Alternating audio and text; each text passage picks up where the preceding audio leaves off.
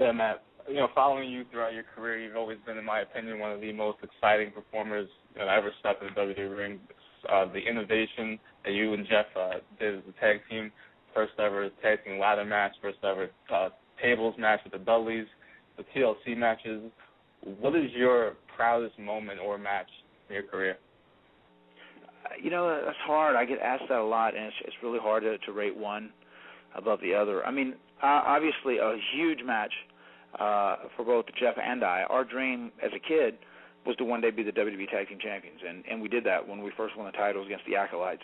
It wasn't the most, it wasn't a 5-star, the greatest match of all time, but, it was a good, solid match. And for us, winning the tag team titles and really being validated and given the credit that we felt like we had been, worked really hard to earn, by being the WWE Tag Team Champions, that was a special moment for us.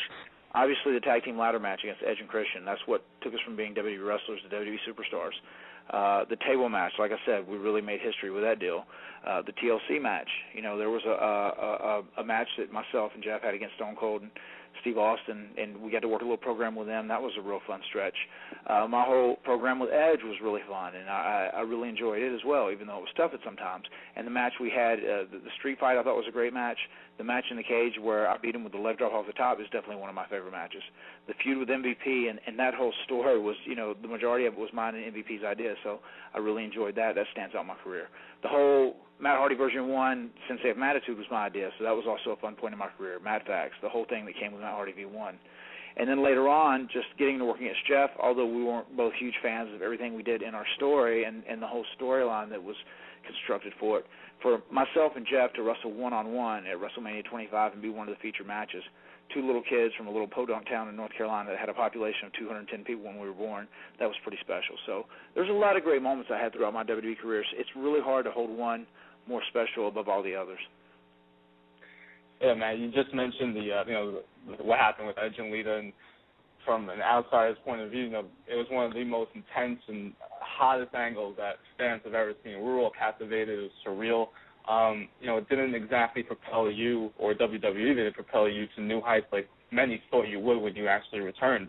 Do you think that it's possible for all parties to come out of the storyline or angle like that, or is someone just bound to get left behind? I don't know.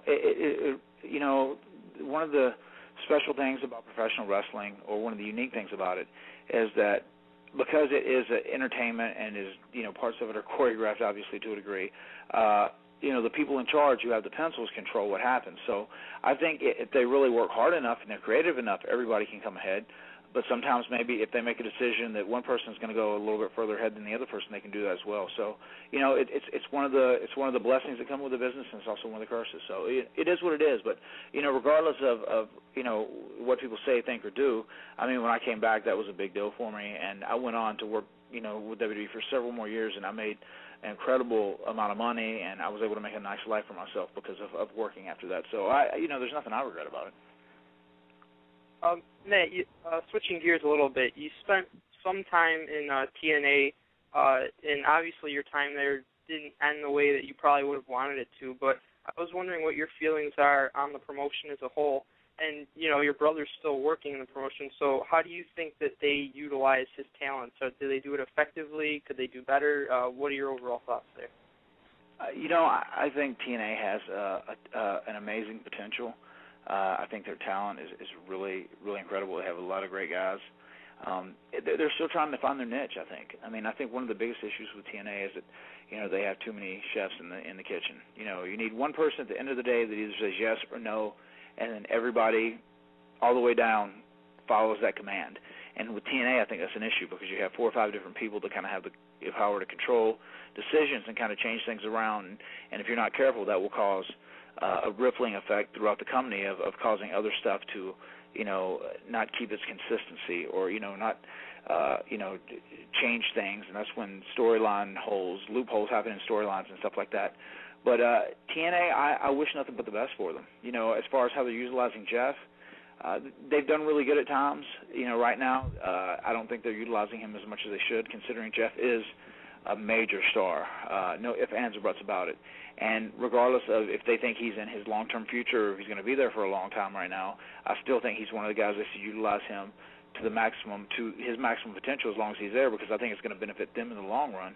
Even if you look back at WWE knew he was leaving after SummerSlam, and they went ahead and pushed him all the way to the top, and he became, the world champion, and he wrestled against CM Punk, and 2 days before he left, he was the champ. So it's one of those things, they really got the most out of him. And I think it didn't just benefit Jeff Hardy, I think it benefited WWE as well, and I think TNA could actually learn a lesson from that. Well, I agree with everything you just said about TNA. I feel like the creative team, and like I said, too many Chiefs, not enough Indians here. But one of the things I always said TNA should do is, since there's no real direction for Jeff Hardy right now, he's just towards the top, and he needs something. How would you feel about it if TNA came to you and said, you know what, we'd like to resurrect a tag team division, and the Hardy Boys would be at the center of it? Who knows? I would enjoy doing that. At some point, there will be one last run of the Hardys. I'm pretty positive of that when it's all said and done. Right now, it would be, if they really put focus to it, I think you could do something really special if you had Jeff and I as a tag team somewhere. But, I think any promotion, whether it be WWE or TNA, until they get, their handful of top guys that they feel like are red hot and are helping them draw a bigger rating every week, or helping them sell more tickets or sell more pay-per-views every week, that's going to be the focus. And tag team wrestling is going to fall down the totem pole, and that especially happens in the WWE. I can definitely say that, from looking at their product. And I would say, too, that happens with TNA to a degree for sure. Because, and all these ingredients they have, as far as wrestlers and tag team wrestlers and X Division guys and divas and knockouts, the first thing that they think are going to pay the bills are having that handful of top guys that the people are going to pay to see if you have a couple top matches on the card, regardless of what else is on the card. That's what they're focusing on first and foremost. And until they feel like they have a good formula together and that handful of guys, then everything else is going to be secondary. All right, last round of questions here. Mike Ko, you go first.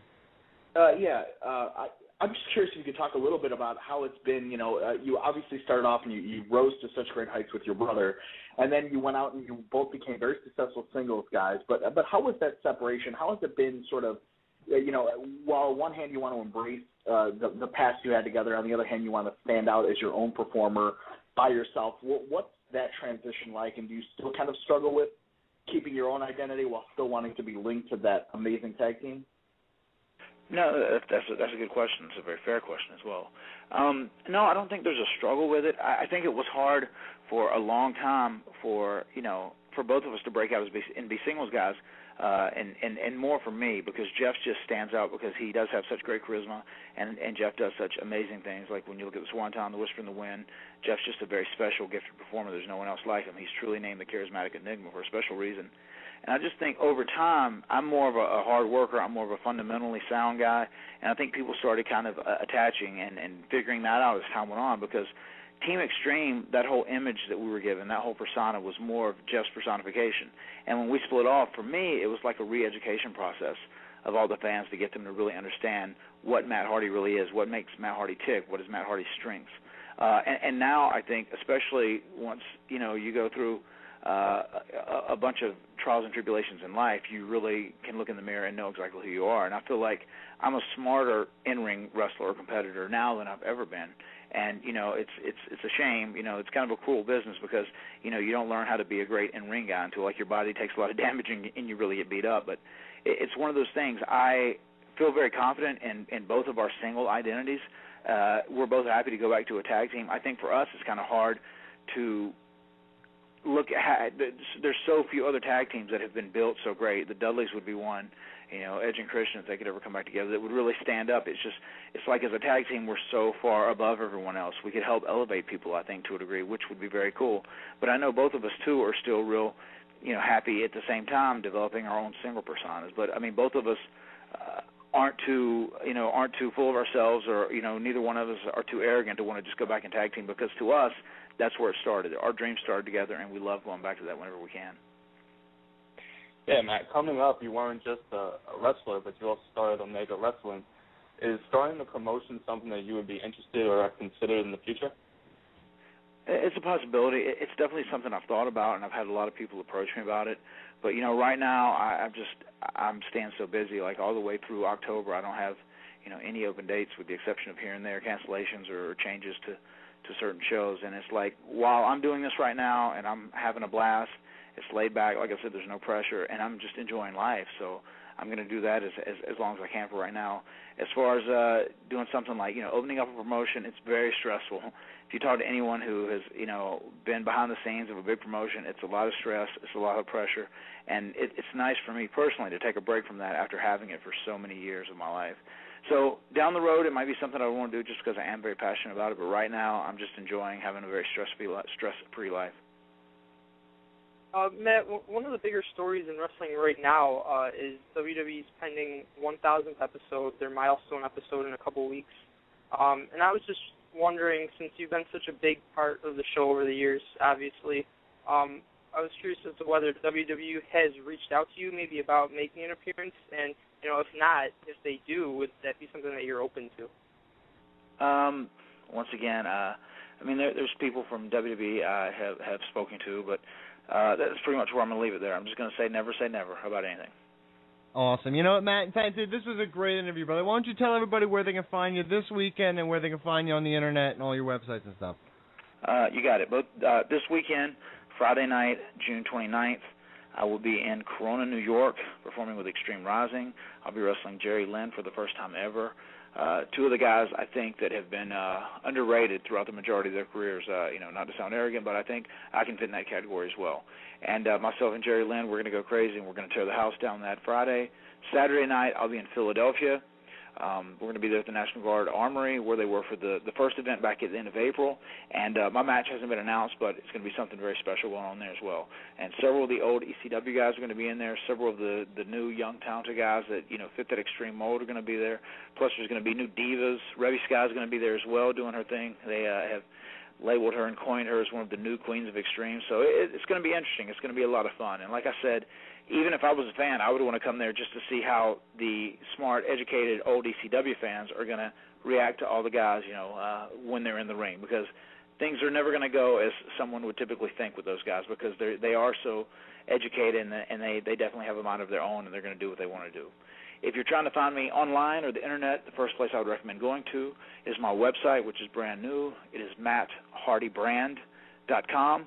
And they also have an online shop where you can buy all my current merchandise and swag, as well as some old Ring Ward stuff, which people have really been digging and have been buying it like crazy. We shipped out 117 orders a day all across the world, and that is shopmatthardy.com.